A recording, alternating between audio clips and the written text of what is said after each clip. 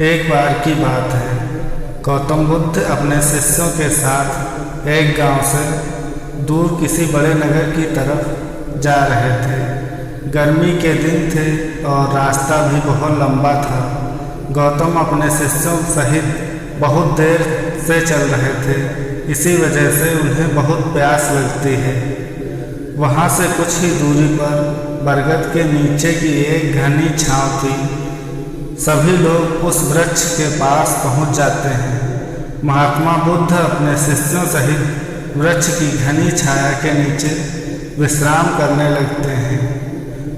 बहुत देर से चलने की वजह से सभी का गला प्यास से सूख रहा था। यह बात बुद्ध जानते थे। बुद्ध ने अपने एक शिष्य को कहा, आप इस बरगद की छाया से 20 कदम दूर जाकर बरगद की 2 बार परिक्रमा करके वापस आओ। शिष्य वैसा ही करता है जैसा बुद्ध ने बताया। परिक्रमा के बाद जब शिष्य महात्मा बुद्ध के पास आया तो बुद्ध बोले कि क्या आपको किसी ठंडी हवा का अनुभव हुआ था? शिष्य बोला, हाँ महात्मा बुद्ध, उस उत्तर दिशा की तरफ से मुझे कुछ ठंडी हवा का अनुभव हुआ था। शिष्य की यह बात सुन महात्मा बुद्ध शिष्य से तुरंत बोले कि इसी दिशा में चलो, जहाँ पर तालाब अवश्य मिलेगा। उस तालाब से सबके लिए पानी ले आओ। शिष्य उसी दिशा में जब दूर जाता है तो वहाँ सच में एक तालाब होता है। तालाब देख शिष्य बहुत प्रसन्न होता है और तालाब के निकट जाकर जैसे ही तालाब से पानी भरने वाला होता है, तभी शिष्य की नज़र वहाँ दूर तालाब में कपड़े धो रही हुई स्त्रियों पर जाती है। यह देख शिष्य मन में सोचता है कि यह पानी तो गंदा हो गया है, लेकिन जब शिष्य ध्यान से तालाब के पानी को देखता है तभी तालाब का कुछ पानी साफ है। इतने में 2 बैलगाड़ी जोर से तालाब के किनारे से होती हुई निकल जाती है। बैलगाड़ी के पहिए तालाब की मिट्टी के ऊपर इतनी जोर से निकलते हैं कि तालाब के नीचे बैठी हुई सारी मिट्टी तालाब के ऊपर आ जाती है, जिस वजह से तालाब का बचा हुआ पानी भी गंदा हो जाता है। यह देख शिष्य बिना पानी लिए क्रोध में महात्मा बुद्ध के पास वापस चला जाता है। शिष्य बड़े ही निराश भाव से महात्मा बुद्ध को सब कुछ बता देता है।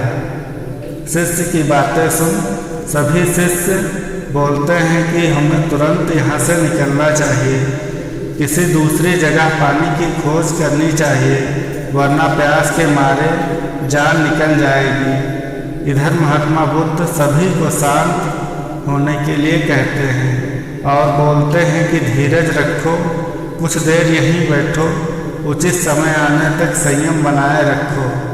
सभी महात्मा बुद्ध की बात सुनकर शांत हो जाते हैं और वहीं बैठ जाते हैं। कुछ समय बीत जाने के बाद महात्मा बुद्ध फिर से अपने शिष्य को उसी तालाब से पानी लाने के लिए कहते हैं। शिष्य बिना कोई सवाल किए उसी तालाब से पानी लाने के लिए फिर से चला जाता है। तालाब की हालत देख शिष्य को यकीन नहीं होता। तालाब का पानी पूरी तरह से साफ होता है। यह देख शिष्य बहुत खुश होता है और पानी भरकर महात्मा बुद्ध के पास जाता है। सभी पानी पीकर अपनी प्यास बुझाते हैं, लेकिन अभी भी सबके मन में एक सवाल था कि आखिर यह चमत्कार हुआ कैसे। तालाब का सब पानी तो गंदा था। उन्हें लगा कि जरूर ये बुद्ध की शक्ति है। इनमें एक शिष्य ने यह सवाल महात्मा बुद्ध से पूछ ही लिया कि यह चमत्कार आपने कैसे किया। शिष्य को जवाब देते हुए महात्मा बुद्ध बोले, यह कोई चमत्कार नहीं, यह आपके सब्र का फल है। यह फल है आपके सब्र बनाए रखते हुए उचित समय के इंतजार का। जितनी देर हम सब लोगों ने सब्र किया, उतनी देर तक तालाब के पानी के ऊपर तैर रहे सभी गंदे तत्व और मिट्टी तालाब के नीचे बैठ गई। फिर कुछ देर बाद शिष्य जब वहाँ तालाब के पास पहुँचा तब सब कुछ दूषित कर नीचे बैठ चुके थे, जिस वजह से तालाब का पानी पहले की तरह साफ हो चुका था। तालाब साफ दिखाई दे रहा था। यदि उस समय आप लोगों ने सब्र ना किया होता, धैर्य ना रखा होता, तो आप सब इतनी गर्मी में पानी की खोज में प्यासे रहकर शायद अब तक मृत्यु को प्राप्त हो गए होते, क्योंकि यहाँ से अगला कोई तालाब नहीं है और उसका पानी भी साफ होगा या नहीं, यह सब कारणों से आप कभी प्यास न बुझा पाते और प्यास से मर जाते। महात्मा बुद्ध कहते हैं कि सब्र का फल मीठा होता है। इस प्रकार शिष्य महात्मा बुद्ध की सारी बातें समझ जाते हैं। अगर आपको यह कहानी अच्छी लगी हो तो चैनल को सब्सक्राइब करके बेल आइकन को दबा लें। ऐसे ही मोरल स्टोरीज और बुद्ध की कहानियों के लिए इस चैनल को सब्सक्राइब करें। धन्यवाद।